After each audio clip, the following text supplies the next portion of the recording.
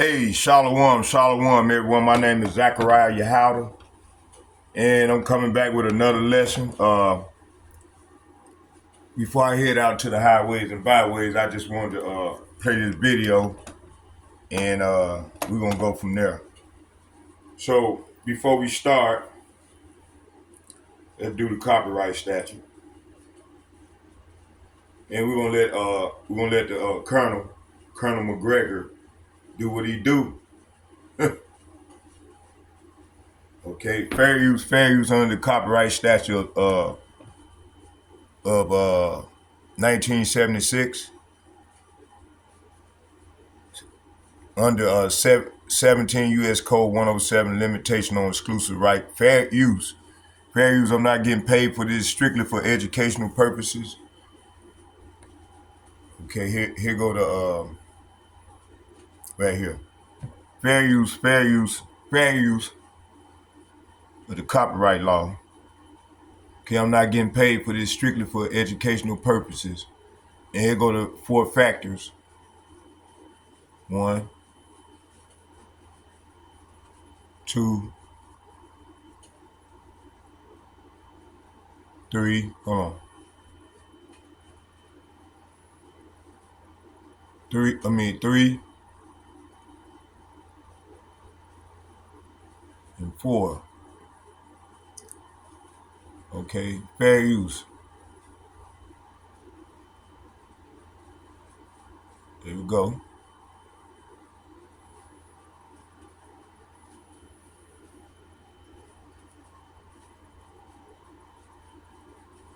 Okay, let's go. So let's hear the commentary from the Colonel McGregor.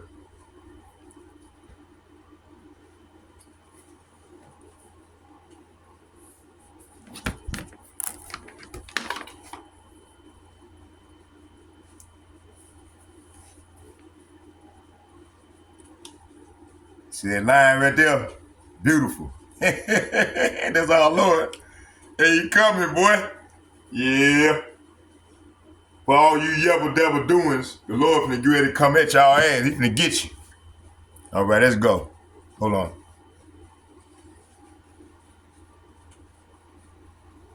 Being some developments. First of all, much to his disappointment, though I think he should never have expected anything different.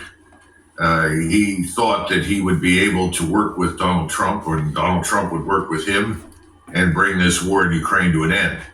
Well, that hasn't happened. And the only way that the war in Ukraine is going to end is if the Russians end it.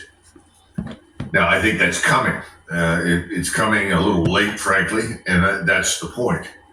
I spoke very recently, within the last 24 hours, to some Russians, and specifically one with connections in St. Petersburg. And his point to me was very straightforward. He said, Americans don't understand that in Russia, people are discontented not with Putin personally or with his management of the economy or his overall competence. They don't understand why the war in Ukraine has taken this long. They think that if you're going to go to war, you should go to war. In other words, everything should be mobilized. Everything in the country should be committed to winning the war and ending it on terms that meet Russian needs. But the key point is winning it and ending it. This thing has gone on in the view of many, many Russians too long. That's not just the man in the street. That's people in his inner circle. That's people in the government. Caring for the environment starts in your front yard. We share our world with nature, but that doesn't mean we can't have a green space dedicated to it. The government. So now he's come out and said, well, now we're getting ready to go to war. Well, what's changed? Ukraine is not recovering.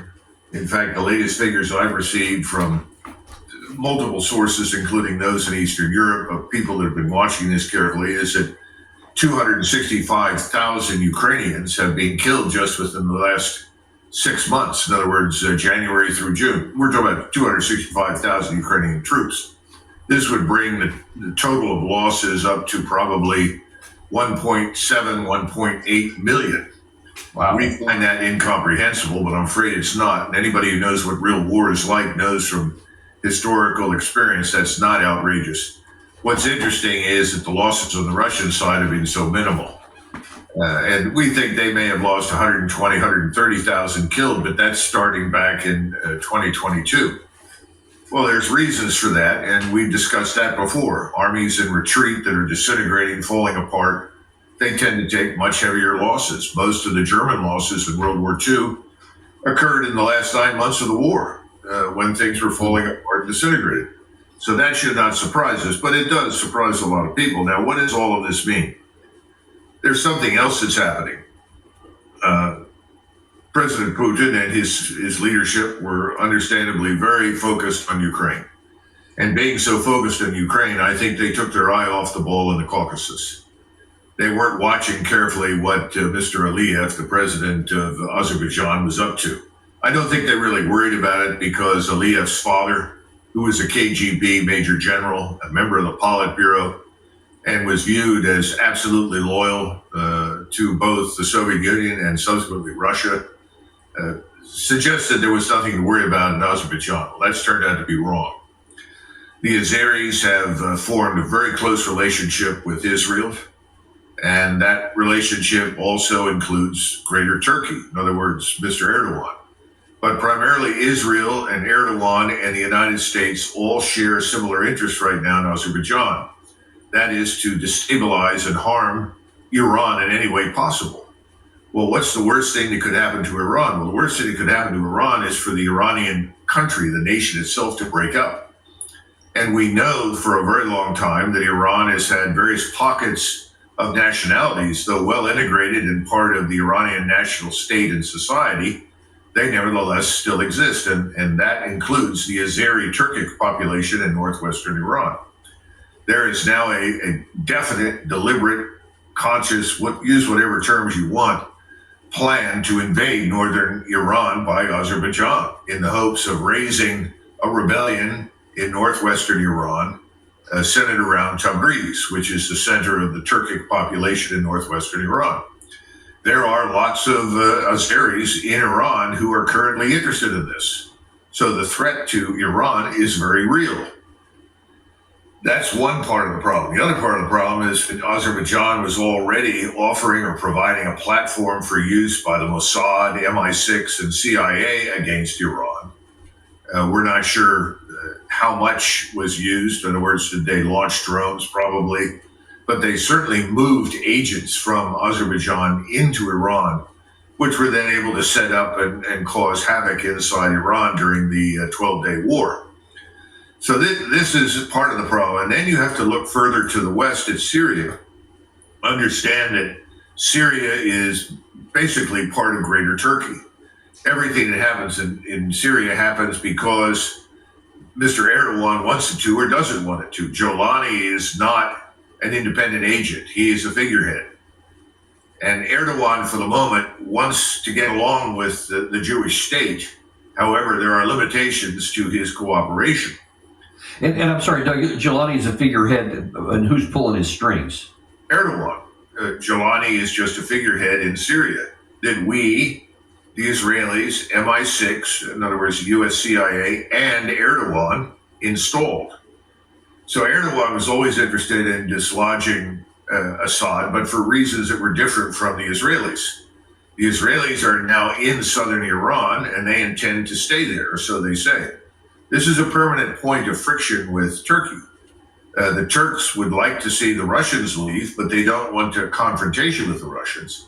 But they would like to control what today we call northern Lebanon, as well as this enclave of Syria that touches the Mediterranean.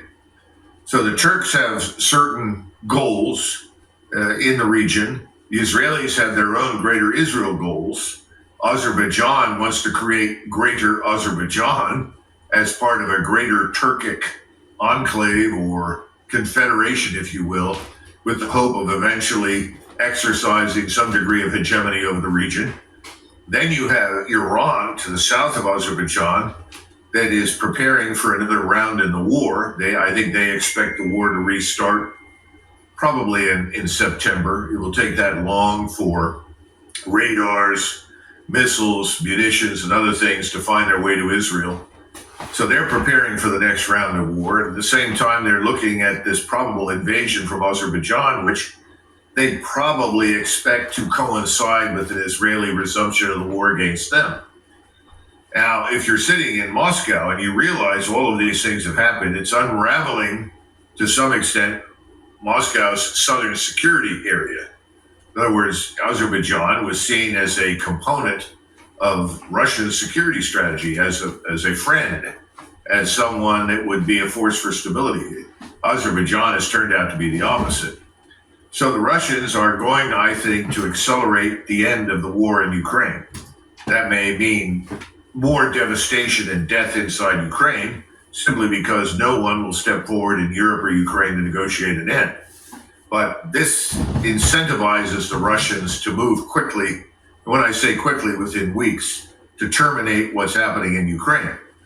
They need now to focus on the Caucasus. They don't want to become embroiled in a war in the Caucasus, but they can't stand by and watch this destabilizing influence that the Israeli, Azerbaijani, and American access is creating, because they can't allow Iran to simply be broken up.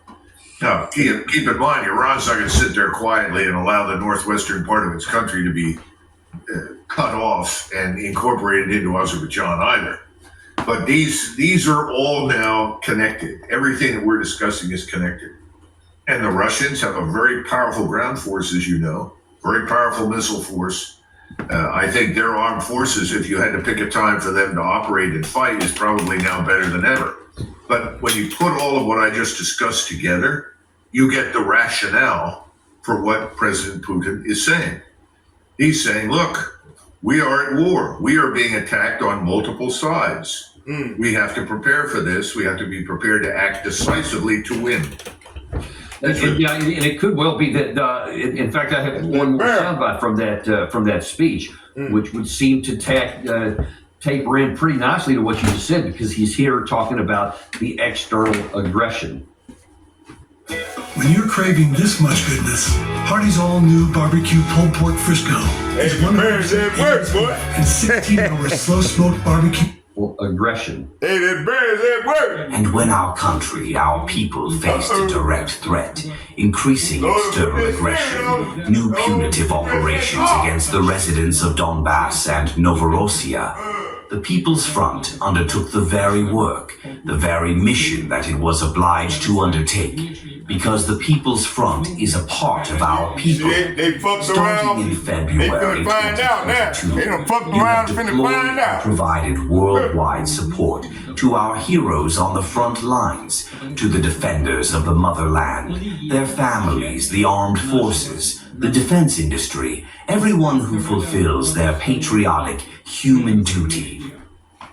And he went on there to specifically talk about, I want to completely mobilize the whole population, sewing battalions, private firms have been helping with drones, volunteering, vehicles, household items, etc. $2 billion, he says, has been destroyed by Western Canada's. Hey, the Lord is at work, boy. He says, Lord, watch me. I'm going to do a marvelous work. A lot of detail with these about people. how he's trying to incorporate everybody in there. And Hey, you're playing suggesting out that this may all be Red cut Eye, now. And because that's the question, why 3.5 years would you be doing this when it seems like, on one hand, that maybe the Ukraine side, especially with those casualties, you can't sustain. Hey, the Lord is doing a marvelous work right now. But now that this is going on, so you expect that this could be rather a precursor to an increased combat operation in Ukraine. I think so, but I think it's the Lord is also a doing message marvelous to us, work. Dan. He said, son, watch me. He's I'm not going to do just a marvelous work with signaling these people. the Russian people that this is coming. There are many, many Russians that have said this should have happened 2-3 years ago. So I think that may not make everyone thrilled, but they understand what's Making happening. us They thrilled. understand the threats from all sides. We The threats from Caucasus, thrilled. We the happy. threats from Eastern Come Europe. on, This Lord. is not new in Russian history. If you go He back said, to son, I got to the keep czars, prophesying. particularly in the first half of the 20th century, I would say certainly up until the 1860s, the Russians were engaged militarily almost as frequently in the Caucasus and southern Russia as they were in Eastern Europe. They had problems on both ends. So this is not new, and I think they're prepared to handle it. But I think the message is being sent to us. Man, this thing is You need to done. understand something, Washington. It's done, son. We know what you're doing. We understand Yep. the relationship between you, the Israelis, Erdogan and Aliyev, in other words, Turkey and Azerbaijan. We understand that you want to destroy the integral state of Iran, because you also want to destroy the One Belt, One Road. You want to destroy the commercial and economic infrastructure that Russia and China are trying to build in Central Asia. You are trying to isolate us. I mean, that's really his message. And he's saying it's not going to work because we will fight. Now, there's a problem here. And that's us. Are we prepared to really fight a major war? USSR. He knows we're not. They got them in their spirit, boy. They got Putin in their spirit, boy. Through, we should touch on the financial system and the economy. Man, and the Lord is doing a marvelous work. Bill, among other things. Well, that's a perfect transition, because that's exactly where I'd like for us to go, and that is on the financial issue in BRICS. So, Gary, a little bit out of order here. If you could put up that full screen that last night Trump put on Truth Social, a warning and a threat. Any country aligning themselves with the anti-American policies of BRICS will be charged an additional 10% tariff. There will be no exceptions to this policy. And then that weird thing, thank you for your attention to this matter. BRICS is not responding well to it. There was some comment this morning where they issued some warnings of their own, trying to not antagonize Trump and didn't go directly to it. But the aggravation is quite clear. Now, for those who may not know, and obviously you do, but for our audience here, I want to show, because a lot of times when people hear this term BRICS, they don't know what it means, or they think it's just some small thing. Not so much. Look at how much BRICS has actually expanded just in the last few years. BRICS was founded in 2009 by Brazil, Russia, India, and China. And in 2010, South Africa joined. And in 2024, BRICS added 5 new full members, which are Egypt, Ethiopia, Indonesia, Iran, and the United Arab Emirates. And in 2025, BRICS added 10 partner states, which are on the path to full membership in the near future. Those countries are Belarus, Bolivia, Cuba, Kazakhstan, Malaysia, Nigeria, Thailand, Uganda, Uzbekistan, and Vietnam. Together, these 10 members and 10 partners represent the BRICS 20, often referred to as BRICS Plus. And together, the BRICS 20 make up more than 2/5 of the global economy. BRICS Plus is 44% of global gross domestic product, GDP, when you measure it at purchasing power parity, PPP. 44%, over 2/5 of the world economy. Okay, and that's a snapshot as of right now. BRICS is meeting right now in Rio de Janeiro, and they're again trying to expand their market share. More on that in just a second. But now then, let's look at what may be coming next. You mentioned the big beautiful bill, and obviously there's lots of diversity on whether that's going to be a disaster, a catastrophe, or a big beautiful thing. You can talk on that in a minute. But no matter whose version you look at, it's going to add huge amounts of debt onto an already huge burden on top of us. Now, how do you see all that playing out in terms of what the BRICS is doing with the U.S. system? Well, remember that BRICS is the alternative to the U.S.-dominated financial system, which we created in the aftermath of the Second World War. We effectively stepped into the shoes of the British Empire. And then what emerged was the Anglo-American financial empire. In other words, we decided that we would create a system that would reward people for cooperating with us and giving us advantageous arrangements for trade, provided they used our dollar and slipped into this new Bretton Woods style financial system that effectively subordinated everybody's interest to our interest. Now, remember that for most people at the end of the Second World War, who were in poverty, who were in ruins, frankly, or were very, very behind in terms of economic development, it made sense to cooperate with us.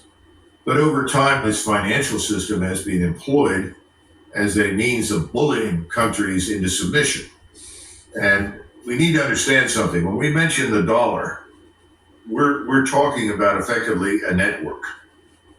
Hi, Dan Scholes here with Blaze Credit Union. Today I'm meeting with Lindsay Whalen. So why are you on Team Blaze? I love having my Blaze University of Minnesota Alumni Association credit card in my wallet. part of each credit card transaction goes back to support student success. Imagine getting the light, cozy comfort of a puff jacket in a shoe.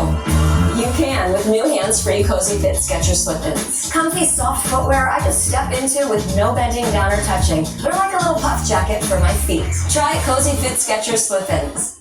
Network, where you use the dollar, you go through the SWIFT system, you settle all your accounts and debts with a dollar.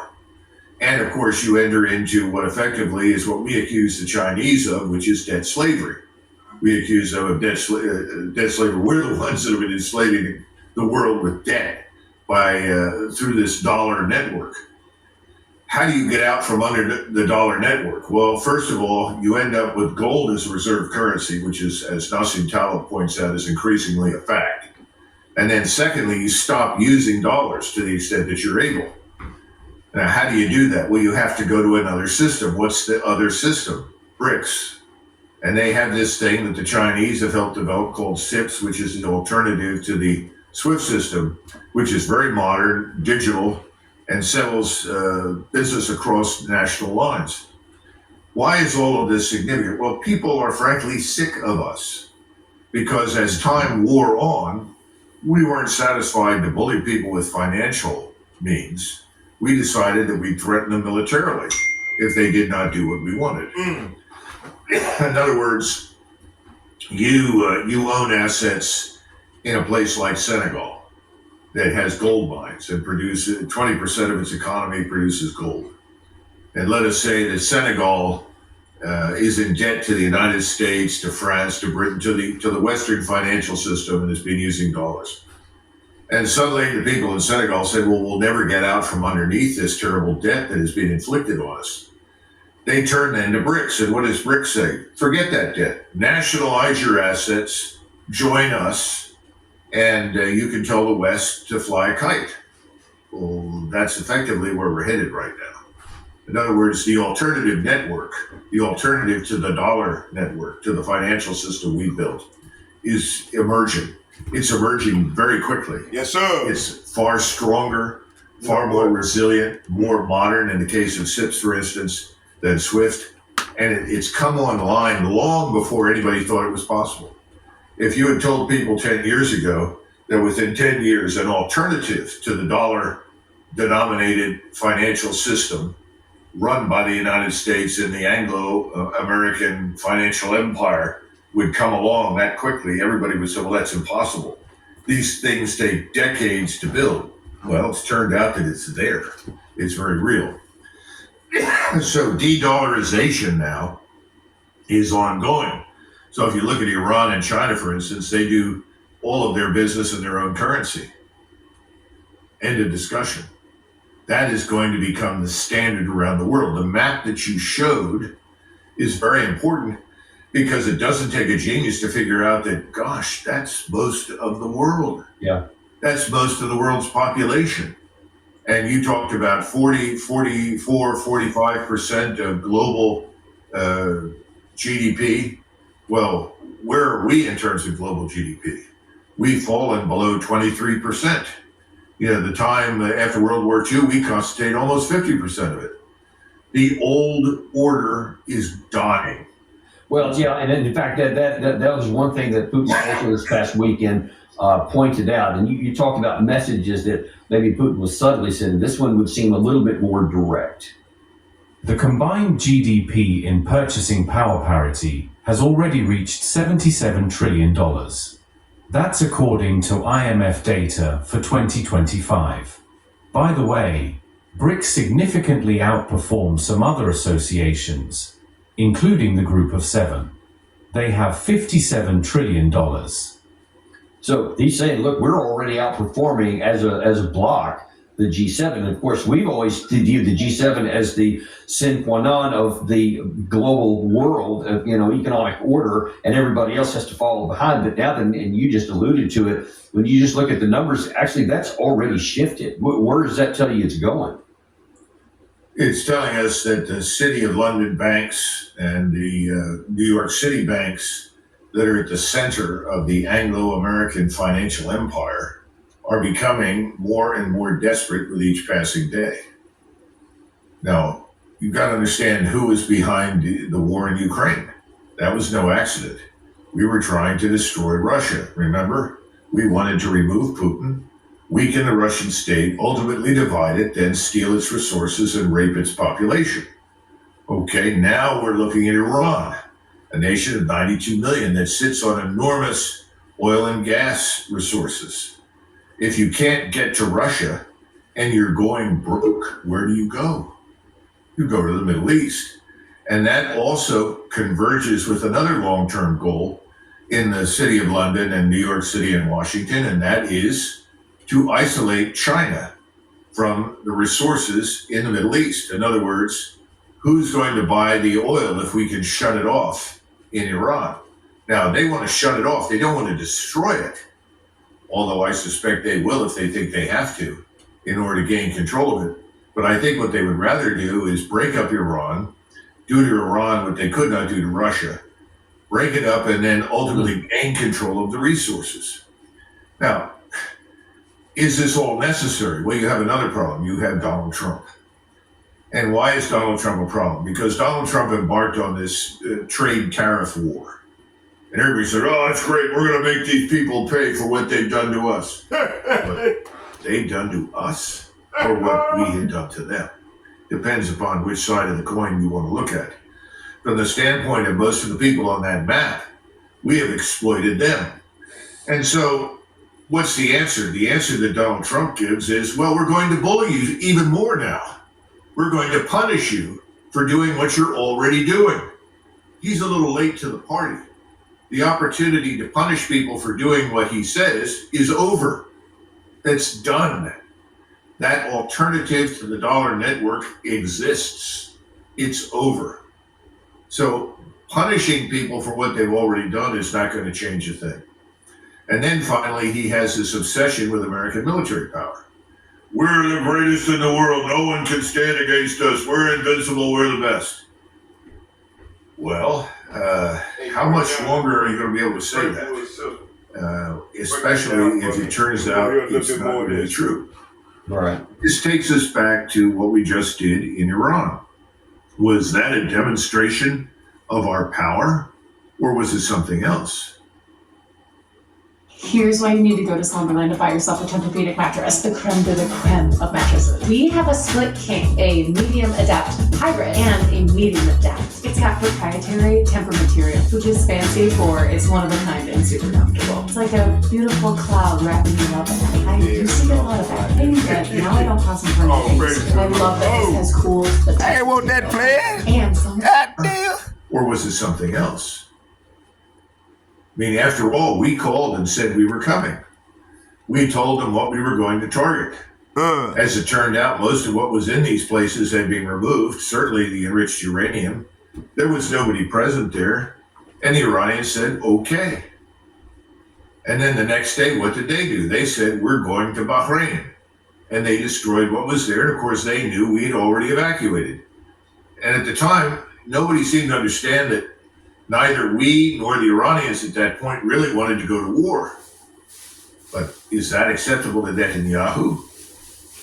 What did we achieve for Israel? I mean, after all of this is about Israel.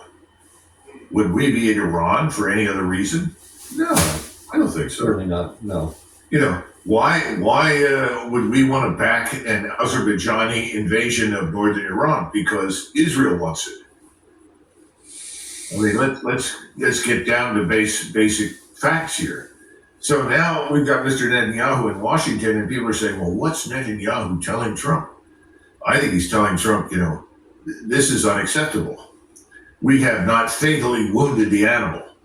You know, this is, if anything, a minor wound, and the animal is recovering. We have to finish off the wounded animal before it completely recovers. Right. Yeah, and I'm actually going to take a look at that in just a second, because we're going to talk about Netanyahu's visit and several other factors that go along with that. But I'm wondering to what extent this next piece here, because we've looked at the Russian portion of this, we looked at the BRICS issue and how the economics face, but then you look back to the military thing in the Western alliance with NATO And you just mentioned that we claim that we're this most incredible lethal force in the history of the world, et cetera. But now we're going to more than double what we've been spending, allegedly anyway, over the next 10 years, which would imply that you're not all that great.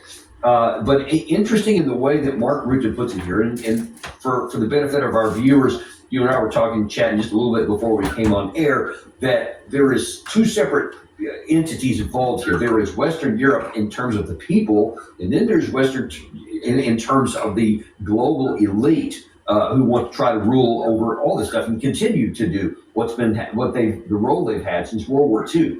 How do you see this comment from Mark Rutte here, talking to a New York Times reporter on terms of what he wants to take the whole continent and where he wants to take the people to? Notice this.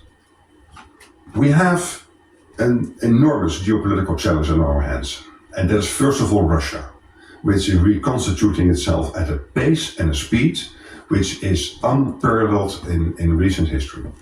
They are now producing 3 times. You just mentioned that we claim that we're this most incredible lethal force in the history of the world, et cetera. But now we're going to more than double what we've been spending, allegedly anyway, over the next 10 years, which would imply that you're not all that great.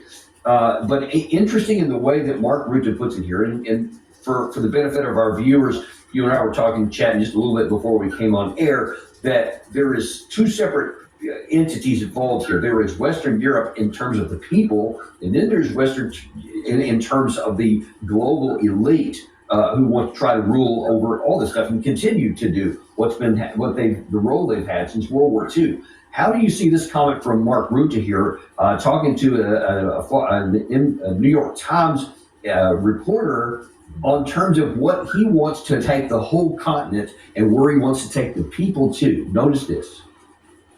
We have an enormous geopolitical challenge on our hands, and that is first of all Russia, which is reconstituting itself at a pace and a speed which is unparalleled in recent history. They are now producing 3 times as much ammunition in 3 months as the whole of NATO is doing in a year. And don't forget, Russia is only the size of the economy of Texas, 2 trillion, and the whole of NATO is 50 trillion.